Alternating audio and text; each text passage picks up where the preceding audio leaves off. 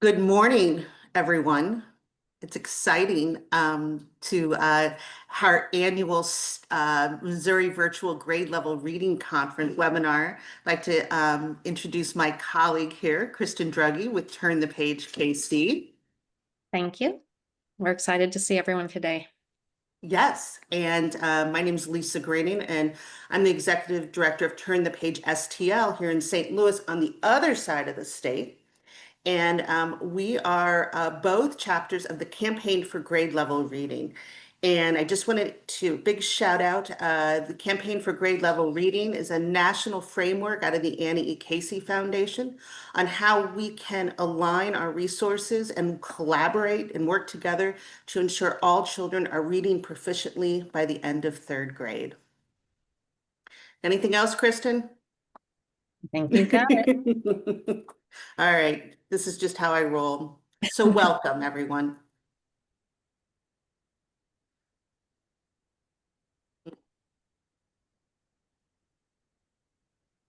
There we go. Great. So as we see people continuing to join us today, we'll just move through our agenda across the next hour. We'll have welcome and introductions. We'll be introducing each of our panelists as they get to their presentation.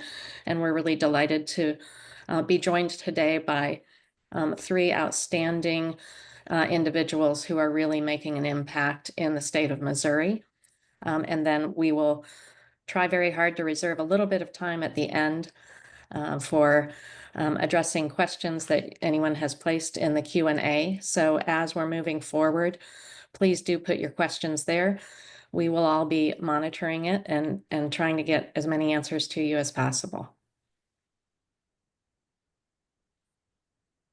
Exactly. So right now, we invite everyone to put your name, please introduce yourself in the chat box, your name, what organization you're with, so that we can see everyone that is here today. All of you, all attendees are participating in listen-only mode. This is a webinar. So post your questions in the Q&A box. And we highly suggest the Q&A box so those questions don't get lost in the chat. This webinar is being recorded and will be made available to all people registered after today. We will also be putting resources linked in the chat, and all of those resources will be in a follow-up email along with the slide deck and information about the different offices and organizations of our presenters today. And most importantly, enjoy. Have a wonderful time in our next hour with our three great presenters. And I do see the messages that the chat seems to be disabled. So we will get that fixed as soon as we get underway. Thank you. Will do. I am honored today to introduce Heather Knight, who is the Literacy Coordinator for the Missouri Department of Elementary and Secondary Education. We've not always had a literacy department here at the Missouri Department of Elementary and Secondary Education. Heather is the first after Missouri Senate Bill 681 established that office. Heather leads the statewide efforts to improve literacy instruction and student outcomes from early childhood through secondary education. She has a strong background in curriculum design, teacher development, and evidence-based reading practices. She's committed to advancing Missouri's literacy goals through collaborative leadership and research-driven strategies. In her role, Heather oversees the implementation of the Missouri Read, Lead, Exceed initiative. You will see that logo at the bottom, and we'll make sure you get a link to that initiative on MoDESI's website. She supports districts in aligning instruction with the science of reading and works closely with educators, literacy coaches, and administrators to ensure that all students have access to high-quality literacy instruction. Welcome, Heather. Thank you so much. I appreciate this. This is a privilege for me to be able to share some time with all of you and talk about Missouri's Read, Lead, Exceed.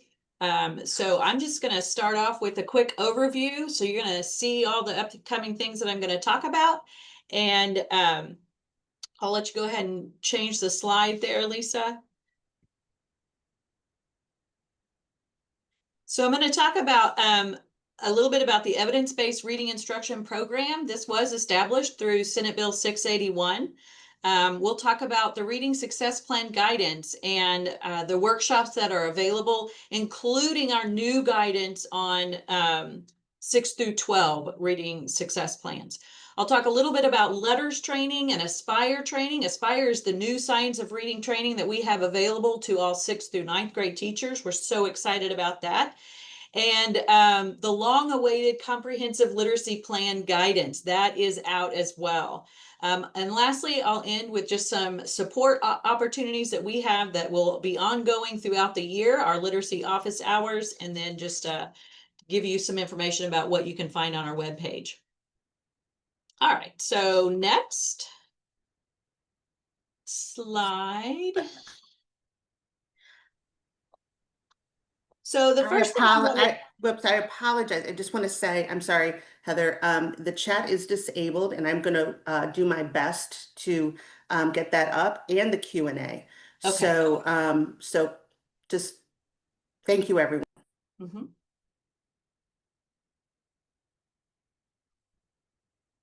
Okay, so the first thing that I want to talk about today is the evidence-based reading instruction program. If you don't know what this was established within Senate Bill 681. It is a $25 million fund that was specifically allocated for literacy supports. For teachers, for professional development, for instructional materials. And this is our third or fourth window. We call it window 3. We had a little special window in there, but this is our third application window. It's open now, and you can apply, LEAs can apply for reimbursements for letter stipends. So if you've provided letter stipends, you can get that. Letter subcosts, the K-3 foundational reading assessment, and evidence-based reading instructional materials. So I'll ask you to go ahead and flip that slide, Lisa. And this gives a little bit more information about each one of those. So the evidence-based reading instructional materials, there are state-approved materials that can be found on our webpage. And 161 LEAs were originally eligible for that. We have a few more from that 161 that still have funds available to get reimbursed for state-approved instructional materials. The LETRS materials, so some of our LEAs have their own facilitators for LETRS in their buildings, and so we are providing an opportunity for reimbursement for those materials, and that's at $333.50 per volume. And this is only available for those LEAs who are participating outside of Read, Lead, Exceed. There's reimbursement for substitute for LETRS. We know that this is a significant problem, not only finding subs oftentimes, but then also the excessive cost that it can cause for all of our teachers participating. And so there's reimbursement for substitute for LETRS up to $500 for each teacher participant. And anyone who's taking part in the Read, Lead, Exceed LETRS training is eligible. And keep in mind, this is for reimbursement of costs that were incurred last school year. So over the 24-25 school year. Next are the teacher stipends, and this is reimbursement of stipends for teachers who've successfully completed LETRS, and that means they had to have an 80% or higher on the final assessment. And LEAs can request reimbursement of up to $500 per teacher. All LEAs are eligible for that. And lastly, the K-3 foundational reading assessments, there is a reimbursement of actual cost up to $8 per student. We do have an allocation for every LEA. And so you can visit our webpage and look at that evidence-based reading instruction program guidance and look up to see exactly what your LEA has available. And those are eligible again for last year's expenses if your LEA implemented a state-approved assessment. Okay, we'll go ahead and go to the next slide. So one of the great things around Senate Bill 681 and our Read, Lead, Exceed initiative is that for the first time, we are able to look statewide at what our foundational reading skill levels are throughout the state in kindergarten through third grade. And so this has been an extremely important component of Senate Bill 681. And this will be our third year starting in the 25-26 school year that we will be implementing the state approved assessment. So at the beginning of the year, all schools are required to give that reading assessment within the first 30 days. But kindergarten, we give a little bit extra time. So by November 14th for kindergarten. The other grades, it has to be within the first 30 days of the school year for your LEA. And then again, middle of the year assessment or screening is always that dyslexia, because that dyslexia screening happens with the foundational reading assessments on both the beginning and end of year.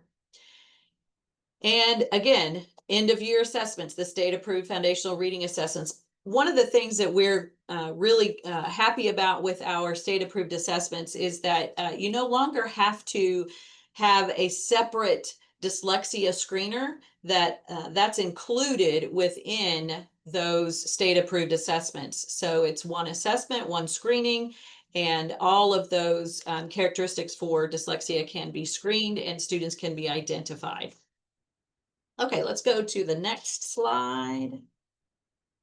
So our reading success plan guidance has been updated for this next school year, and it is out and available on our website. So please make sure to look at the updated K-5 reading success plan. There are a few things in there that might be of interest to you.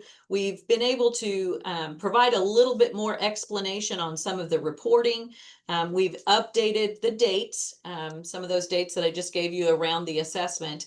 And you can always look to this for the legislative requirements around foundational reading assessments and the reading success plans. And it can also be used as a template or a beginning space for LEAs to create their own RSP policy. So according to the Senate Bill 681, all LEAs have to have a reading success plan policy, a written policy. And so this is a good starting point.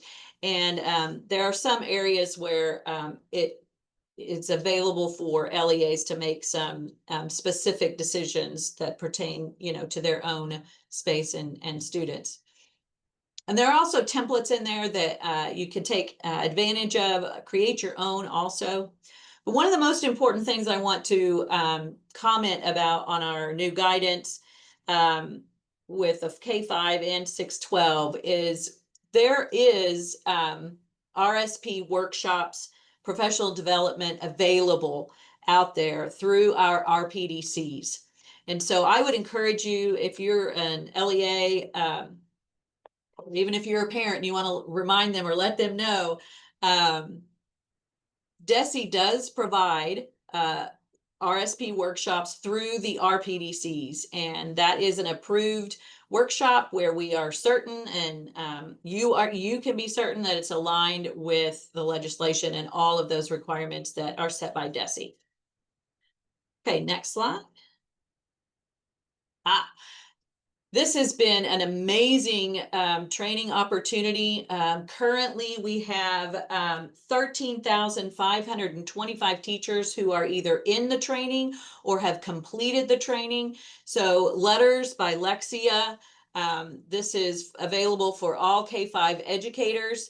And currently, a wait list is available to pre-register for next year or a wait list for this year. You can access that again on our wait list.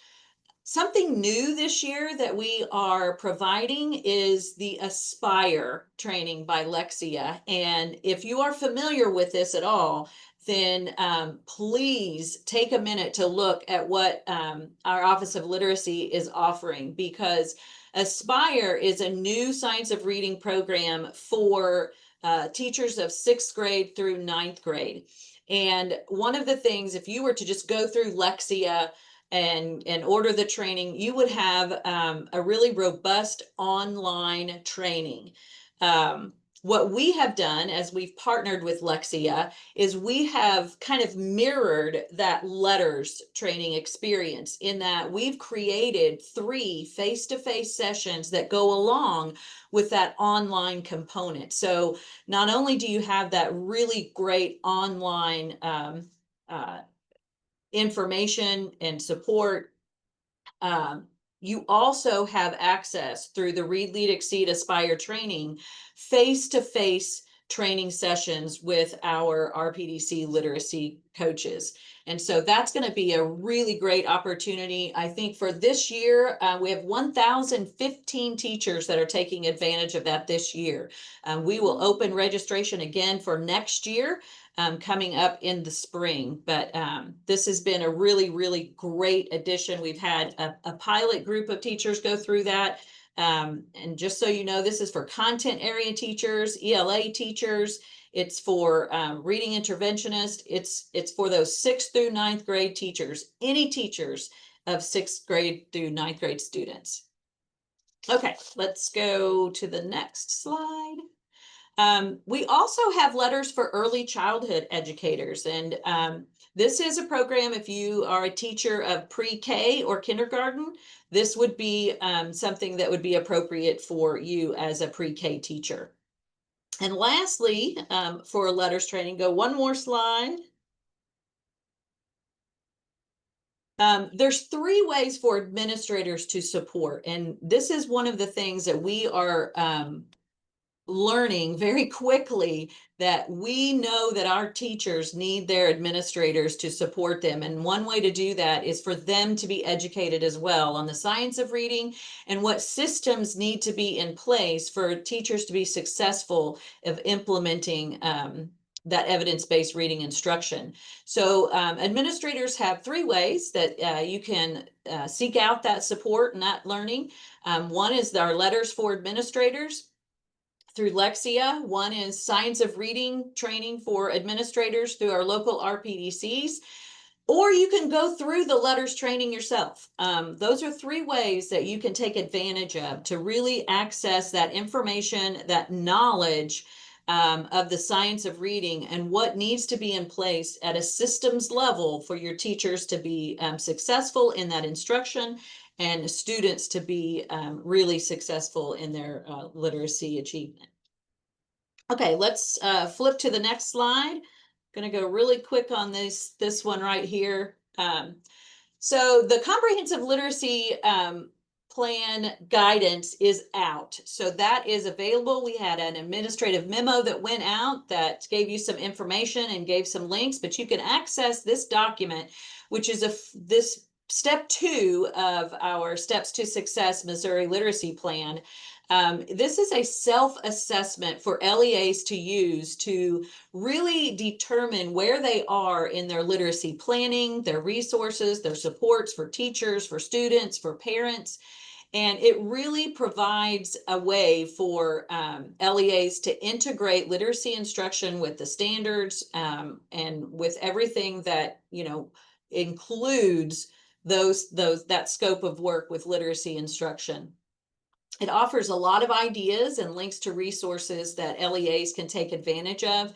And it provides clear guidance about the components of what a comprehensive literacy plan and system should include. And so I encourage everyone to seek out this guidance and move through that self-assessment for your LEA, because it really is a great, great framework to support LEAs. Lastly, I'll just, oh, I'm almost got one more slide after this, I think. No, go ahead, Lisa, sorry. I wanted to tell everyone that we're starting our office hours again. Those office hours will start back up on August 14th. If you participated at all in the Office of Literacy's virtual office hours, they happen every Thursday from 10 to 11. And on one week, we have special topics and talk about specific instructional strategies and information about the science of reading. And the next week, we have open question and answer time. So please take advantage of those. Anyone can join those. The link will be on our webpage, so please visit our webpage to get access and see what our special topics are coming up. And I think I have 2 more slides, so I'll go through quick. Just make sure you visit our webpage. You're going to find all of these things on here that will give you a lot more information than I can say really fast in 15 minutes. And then the last slide just has our contact information. All of us on the DESE literacy team are here to support anyone throughout the state, LEAs to community members, families, parents. Please don't hesitate to reach out. And I think I went 55 seconds over, Lisa. Thank you. Thank you so much, Heather. Lisa, are we ready to move on? Yes. Sorry about that. No, you're doing great. Thank you. I'm very excited to be able to introduce our next speaker and guest, Deidre Anderson Barbie. Deidre is the Missouri Department of Elementary and Secondary Education's Assistant Commissioner of the Office of Childhood. Within this role, she is responsible for overseeing the state's child care, parent education, early learning, and early intervention programs for children birth to age 5, as well as after-school programs for school-aged children. Deidre previously served as the founding executive director at Starting Early, an organization that amplifies the voices of providers and parents to ensure all families have access to high-quality, affordable early care and education. Deidre also served as the CEO of Early Start, which delivers arts-integrated early childhood services in Kansas City, Missouri. Throughout her career, Deidre has been a passionate advocate for all children. She has worked tirelessly to bring people together to ensure that families are afforded the maximum opportunity to access the programs and services they need. We are so fortunate to have Deidre here today, and I will turn it over to you. Well, good morning. This is, I think, week 9 in my new role. And so this is the first opportunity I've had the pleasure to share a little bit more about the work of the Office of Childhood in ensuring the early literacy skills that children need are built, formed, created, but also cultivated through what I would call a puzzle that is uniquely put together on behalf of meeting the needs of all children in whatever location or way that they're learning. What we know is that children are learning every day in some way, but the question is, are we all aware of what they should be learning, what they should know prior to entering kindergarten? So I'm going to focus today in just sharing a bit about the Missouri Early Learning Standards. I think each of us could have been at least an hour sharing the rich information. I'm not going to go in depth about all the various programs and services the Office of Childhood does provide throughout the state. I will at the end give you the website so you can delve in more if you want to learn more about the programs themselves. But I'm going to focus more on what are the early literacy skills and standards that we have in place. So you can go on to the next slide for me. So the Missouri Early Learning Standards, first of all, the Office of Childhood is 4 years old. So we're a toddler in and of ourselves. We're about to take our training wheels off is what I would say. I am not sharing all of the Missouri Early Learning Standards today. I've simply pulled those that are focused in the area of literacy. So the first standard that I'd like to share is the spoken and expressive language. And so parents, teachers, early childhood providers, broad-based community, we should be thinking about how our children are able to use language as a way of communicating. So that's first through their body. Often before children are able to form words, their bodies tell us many things. Then it's the use of language to create and pretend, which is why in early childhood programs, you see rich centers that are set up uniquely as learning centers that allow for the creative expression. Dramatic play is often a very fun area for children to go to, but that is a way that they are using that spoken and expressive language to form words later over time. Use of sentences of varying length and initiating and responding in conversation. So I call it like a tennis match, the serve and return. An adult, a parent, an older child is expressing themselves, and as children are getting older, they should be able to return that through some form of expression. The next is listening and receptive language. Listening for different purposes. This is a kindergarten teacher's dream, that all children enter kindergarten and they're able to respond to instructions, that they are able to listen to the sounds in their environment, that they are able to respond to books and stories, as well as to questions. And it's important that we begin our conversations with children, not always with the answers, but that we are providing those open-ended questions, because that is where the literacy and the reading comes later, because they are able to respond to questions. Sounds of language, repeating rhymes, simple songs, poems and finger plays, using word games and discriminating, being able to discriminate some sounds in words. Things like association of words, I spy, and it's why in early childhood you see songs used for everything. So songs to transition to the next station, songs and jingles to help children associate words through rhythm and rhyme. That's also why raps are often a really, really great way to get kids excited about language. Next slide. So written language, I remember in running our early childhood program, how important having kids' journals and clipboards with paper. And this is the experimentation using various writing tools and materials, a scribble and a shape and a picture. Those are the beginning of written language, and allowing children that opportunity to translate what do their scribbles mean. Often with our artwork, we would say, well, tell me more about your picture. What exactly is this? And then putting those words on the pictures are a way often to begin that cultivation of, like, from scribble to actual language.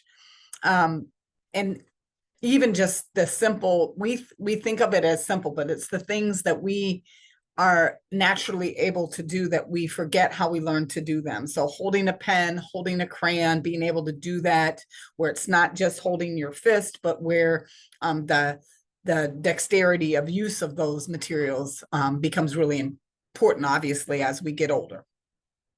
Knowledge of print and books. So I remember that aha moment I had when I first started working in early childhood, and realized that long before a child's learning to read, they're just they're becoming familiar with books. They're learning how to handle them, turn the pages, recognizing the spine and the cover page and things of that nature, so that they see books as a resource for them. And from there, then it turns into the reading of the book later, recognizing that print also represents spoken word. So that's that association between the words on the page and then what's spoken by the adults out loud. There's an art to reading stories.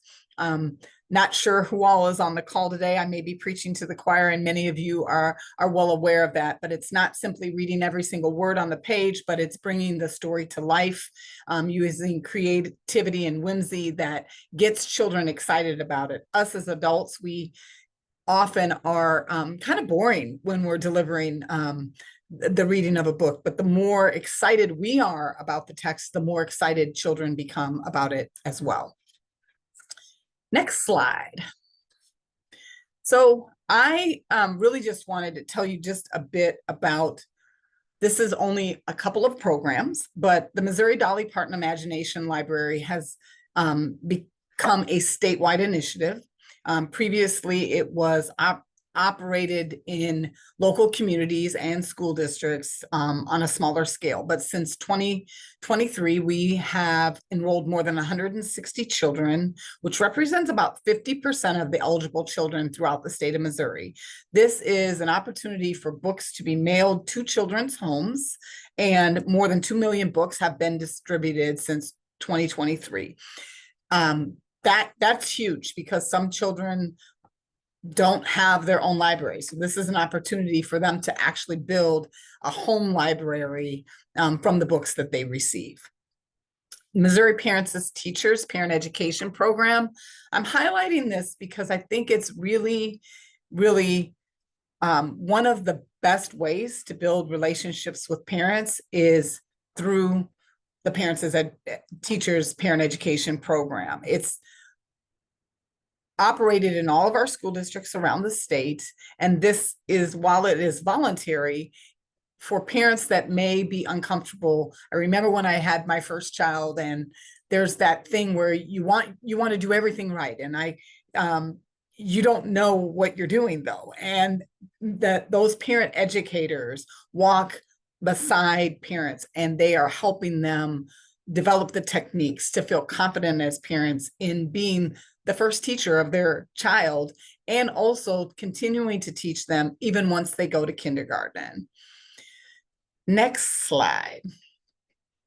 So this is how you can reach out to the Office of Childhood. The Early Connections website has a vast array of information that's available for educators, for providers, for families. That's also where you can get the Missouri Early Learning Standards. There is a link on the Early Connections website, but the second link actually will take you directly to the full Early Learning Standards if you're interested in learning more beyond just the early literacy strategies.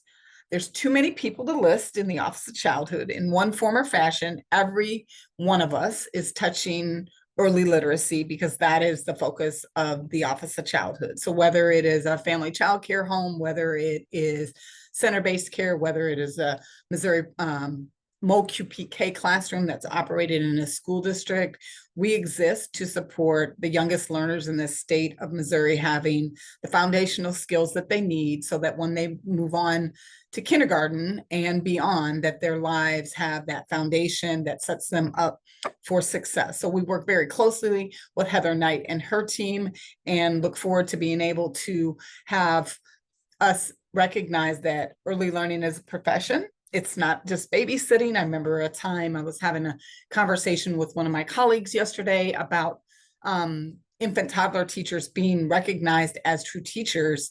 And we've come a long way. We're not where we want to be, but we certainly are on the road. So thank you for the opportunity to present to you today. I feel like I did that very, very fast. And if there's any questions, a follow-up or resources you might need, my email address is there. Thank you so much, Deidre. Such a pleasure to have you here today, and thank you for all of the information. I am also very delighted to have the chance to introduce our next speaker, Dr. Robin Henderson, who is the Chief Program Officer at SchoolSmart KC in Kansas City, Missouri. For over 30 years, Dr. Henderson has worked in education. She spent 10 years working as an elementary school teacher and then served as Dean of Student Services. While completing her doctoral studies, she worked as a reading and writing consultant for schools in Indiana. Dr. Henderson relocated to Kansas City in 2016 by way of Memphis, where she was the executive director of the Memphis Teacher Residency, a nonprofit education organization whose mission is to recruit and train teachers for Memphis's urban schools within a Christian context.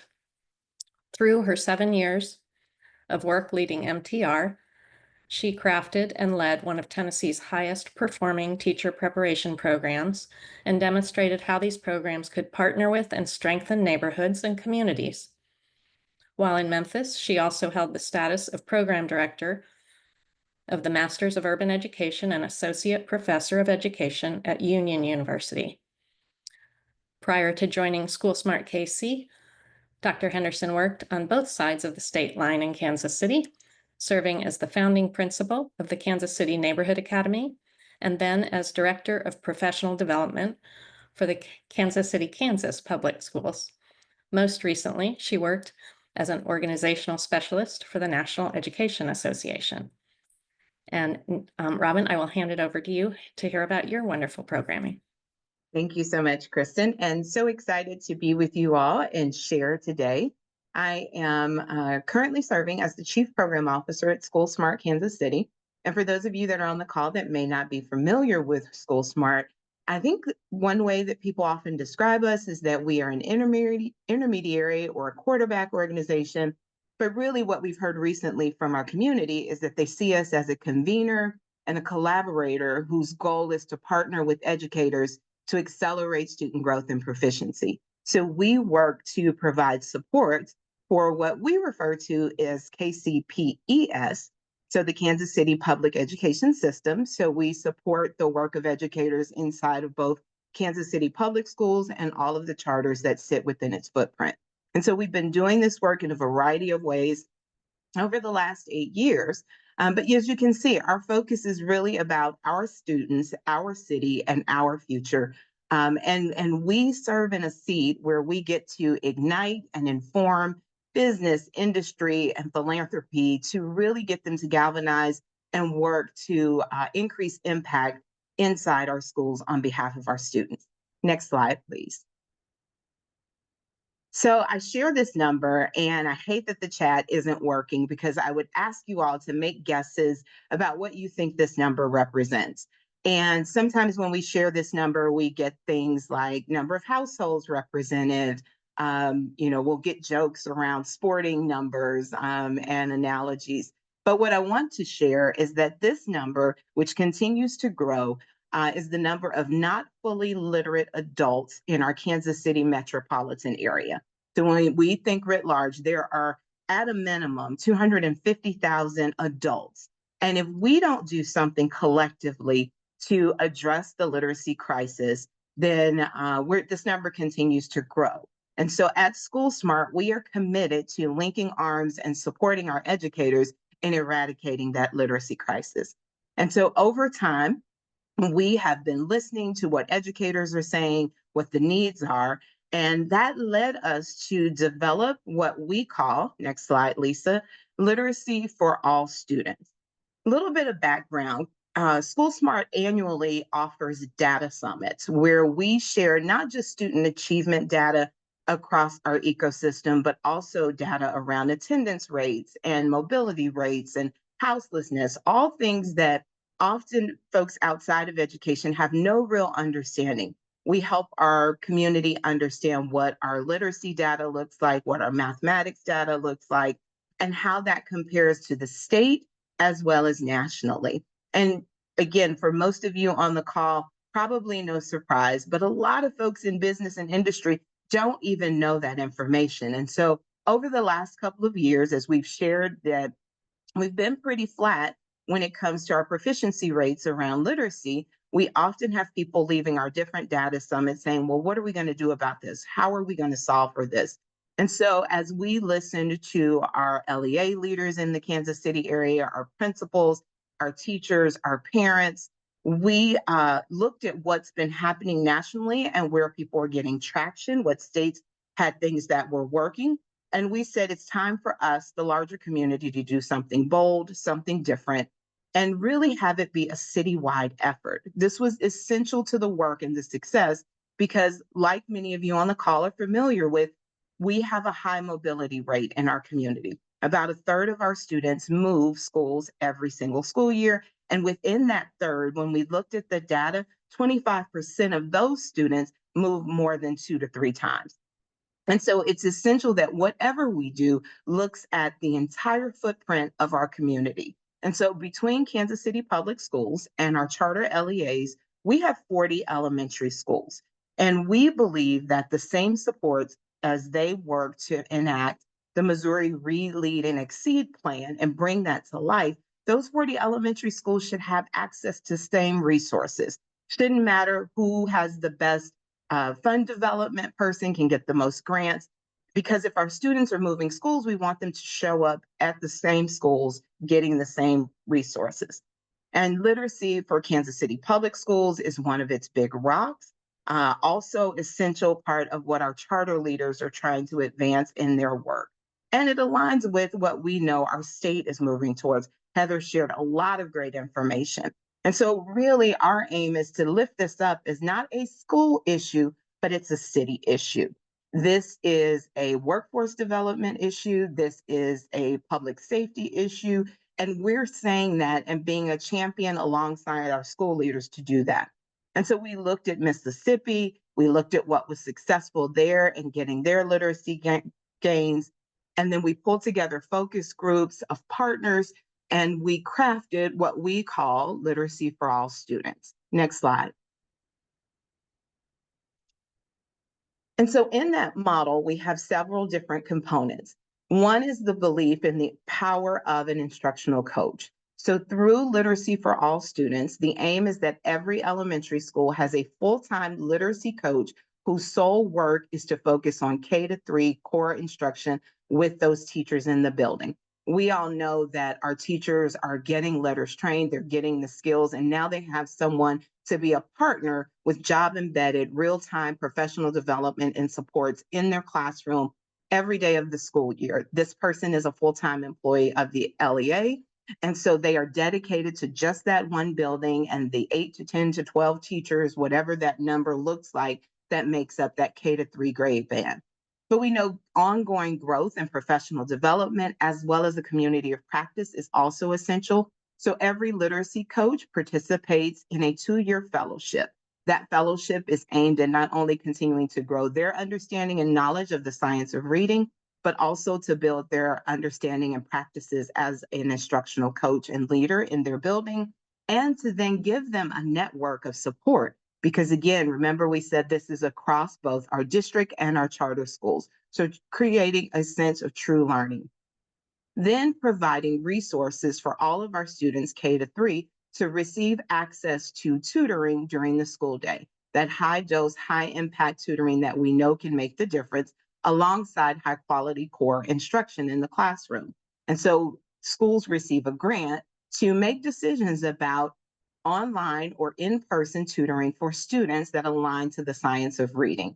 Then leadership is everything. So the building leaders also participate in a 2-year fellowship. We heard that as a part of the letter support that DESE provides for leaders. We know that skilling up our leaders is essential to this work. So leaders not only participate in a fellowship, but they also get an individual coach, as do the coaches.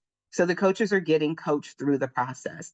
We know parents are essential to this work, right? They are the first teachers. Their insights, their understanding of their children, and supports of their children are essential. And so Deidre mentioned the parents as teachers. So we also are working alongside our parent-facing organizations and the great literacy organizations that already exist in our community, like Turn the Page, to partner them up with schools and give resources so that they can take some of the lift off schools.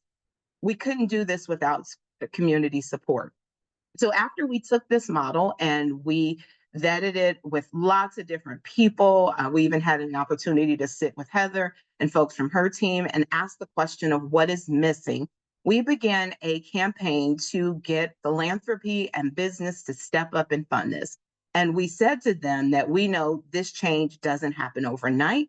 We know that it's going to take time, which means it's going to take a longer, deeper investment. So as we shared this opportunity for funding, we told them that it needed to be a 4-year commitment. We wanted our schools to know with certainty that they had 4 years to really leverage these supports to have high impact and make a difference.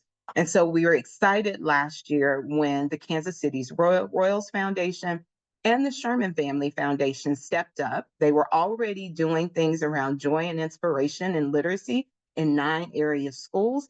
And they asked us to share with them the literacy data for the 9 schools. And when they saw it, they said, well, joy and inspiration won't be enough. So we're in. And so they made a 4-year commitment to fund all of these components as a part of that. And then as School Smart, we kind of sit in the space of convener and quality assurance, supporting both our educators, supporting our organizations that are providing the fellowships, partnering with our literacy and parent-facing orgs, and continuing to keep our funders informed.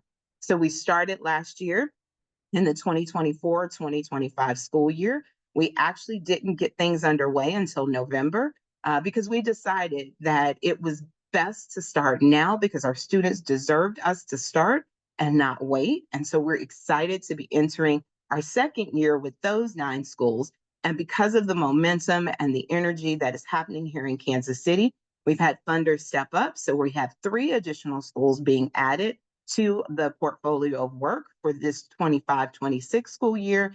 And we're well on our way to likely funding at least 3 additional schools in the 26-27 school year. And so each school gets the 4 years of funding support to ensure that they have the full-time literacy coach, they have the funds for the tutoring, and then they have the fellowship opportunities, as well as organizations like Turn the Page stepping in to partner with schools to provide resources and training and supports specifically for parents.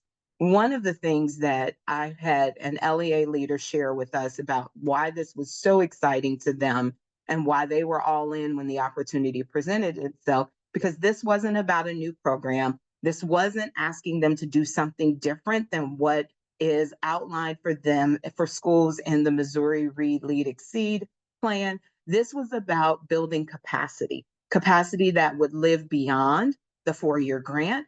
And so we're continuing to say to our community, if you really want to invest in Kansas City, you'll invest in making sure that our students are literate and reading at or above grade level when they leave 3rd grade. As a part of this work, we have engaged so many stakeholders. We have an advisory council that meets quarterly and is made up of LEA leaders. It is made up of teachers. It is made up of literacy coaches and parents, as well as business and industry and literacy organizations, because we truly do believe that this is a community effort. It's a community issue, and it is all of our responsibility. Now, I will say this, if you're curious, you want to know more, I always tell people, invite me for coffee, virtual or in person, and I will gladly share more. We've learned so much in the first year, and we're excited to continue to do this until we get to 100% of our schools having access to these resources to ensure that our students have what they need to be successful. Next slide. This is a quote from one of our partners in this work, Dr. Katina Taylor, who leads Dreams KC and is doing pilot work this past school year in a single site with providing training directly for parents around early literacy. And you can see she echoes that sentiment that this is a community movement. It is a necessity because it does impact every facet of life. Next slide. This is one of our parents who sits on our Literacy for All Students Advisory Council, right? So this is an actual parent inside of our footprint who is saying parents really do want to know where to start, right? They know that their children are struggling. This parent has so many stories to share. And so really seeing our parents as assets that they are with lived experiences who can bring so much to the conversation. And so next slide. You'll see on our final slide that this is about our students, our city, and our future. And if Kansas City is going to be strong like we know it can, we say all the time, this is a city who has managed to get the NFL draft. We have the World Cup. We have that amazing women's soccer stadium. But if we can do those things, there's no doubt in my mind that we as a collective can address the literacy crisis in our footprint. And so you'll see here partners that have worked with us at School Smart over the years, but many that have joined the ranks specifically around our Literacy for All Students effort, including Literacy KC, the Sosslin Foundation, IUE, who is providing our fellowship for our coaches, the William T. Kemper Foundation, who is funding, UERC because we are collecting data upon data. We're doing surveys, we're doing focus groups, because we're not waiting until the end of the 4 years to measure impact. We are looking at this along the way so that we can adjust, so that our schools can work together and we can be strengthened. Lead to Read, KCPS, the Sherman Foundation, Dreams KC, PLTI, Kansas City Royals Foundation, Turn the Page KC, New Leaders, Reach Out and Read. And then we have charter LEAs that are all a part of this work, working together as a collective to make sure our students are successful and fully literate. Okay, that was a lot. If you want to reach out to me, you can just hop over to our website and see schoolsmartkc.org. And you'll find my information there. And again, invite me for virtual coffee or in-person coffee if you're in the Kansas City area, and I would be glad to share more. So thank you so much for the time. Phenomenal, phenomenal, Robin, phenomenal, Deirdre, and thank you, Heather. All great work. I apologize for our chat and our Q&A. You'd think one would work and the other wouldn't, but is not up. So I'm showing this slide as everybody, our panelists come on video. Encourage you to please email me or Kristen any questions that you have for our panelists, and we will make sure that those questions get answered, and we'll make sure that everybody gets those answers that were on this webinar. And asked- hey, Lisa, I think our Q&A is working, and people have been Oh, I apologize. introducing themselves, and I know that several of the panelists have been responding. So it looks like it's moving forward. Please use the next few minutes to add to the Q&A if you have something on your mind. But to Lisa's point, you're welcome to follow up with either of us after the webinar as well. See, I said I might know a lot about reading, but technology sometimes catches me. So please put those questions. Are there any, Kristen, in the Q&A that our panelists could answer? Right at the moment, the answers are there. If you're using your Q&A, make sure you look at the answered section to get the input. Lisa, one question that came up is what can people expect in terms of receiving the slides or the video of this webinar? On Monday, August 11th, you will receive the recording and the slides and links to all of the different resources that were shared today.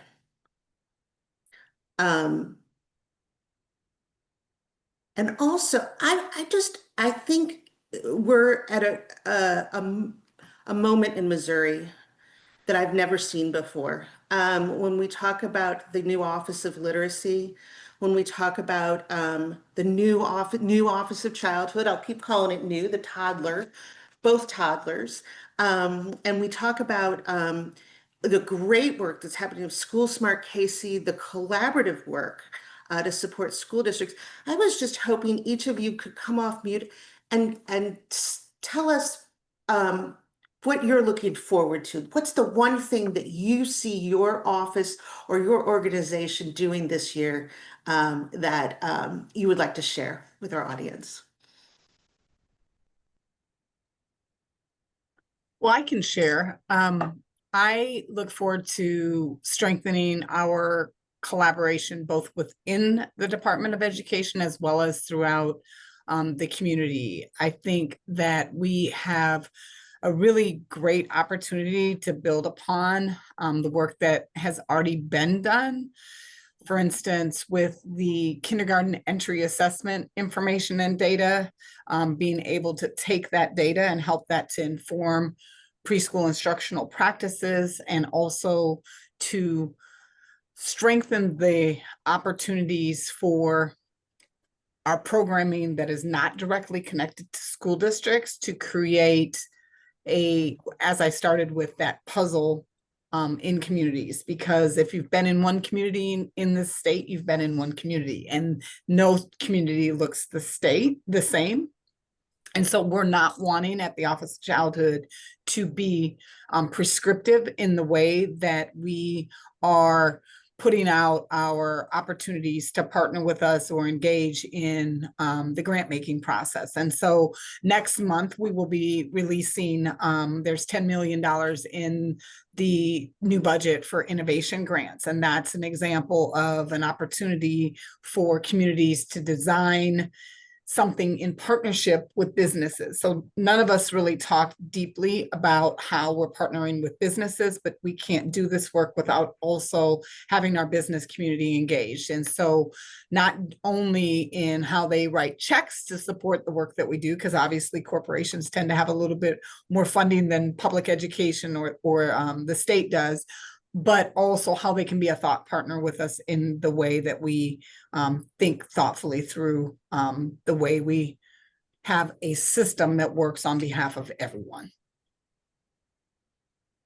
Fantastic. And just to go for the first thing you said, Deirdre, was the kindergarten entry assessment, which is it's so important, so important for us to be looking at the data. And I will say, Heather, to have those assessments at the kindergarten, first, second, and third grade, and have those assessments 3 times a year that inform instruction is game changing for the state of Missouri. But Robin, Heather, what are you looking forward to? There's a couple of things I'll go real quick and then I'll let Robin talk. There's a couple of things that I'm really looking forward to and excited about. Number one is just to continue to see the amazing results of Robin's work. I think that that is going to be really great to continue to see the evidence of that work flourish. Another work that we're looking very closely at, similar to the work that Robin is doing, and that is our Rural Schools Initiative in Phelps County. There's some really great work going on with 5 LEAs and some literacy coaches, and they're partnered with TNTP, and just an amazing amount of work that those teachers and administrators are putting in. So excited about that. And lastly, I'll just talk about our CLSD program. That's our federal grant that we received. We'll receive up to $45 million over 5 years to support about 80 schools in literacy. And that's an exciting piece of work. And we're just really thrilled to be able to do that. A comprehensive literacy grant. Again, thank you. Thank you for getting that, Heather. Yeah. And Robin. Yeah, I mean, I too, Heather, am excited to look at what's happening in Phelps County and continuing to learn. Even after attending the session this week, I walked away with a nugget that we need to consider here in Kansas City. So I think it's just exciting times. And I would say one of the things I'm excited about is we really are being intentional in this work about parent voice. And so I have a team of parents that I am regularly meeting with who are really helping us to shape our thinking, even around things like we have a one pager that we created that talks about our work.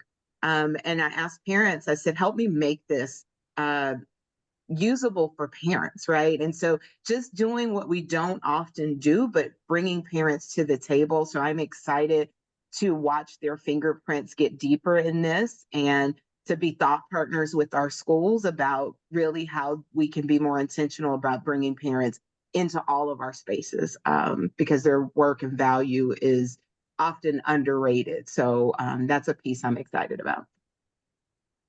Thank you. Thank you so much. Can't forget the parents. We do have many other National Grade Level Reading Week webinars coming up this afternoon at 11:30 in 30 minutes. We're going to be discussing nationally about reducing chronic absenteeism. And later today about disproportionate impact magnified in our rural American children and families. That's been a big part of the past 6 months with our federal government. and others tomorrow. So please take a look at grade-level-reading.net and sign up and enjoy the rest of this learning week. And I thank you. Thank you, Robin. Thank you, Deirdre. Thank you, Heather. Thank you, Kristen. And thank you all. Thanks, Lisa, for getting this organized. Are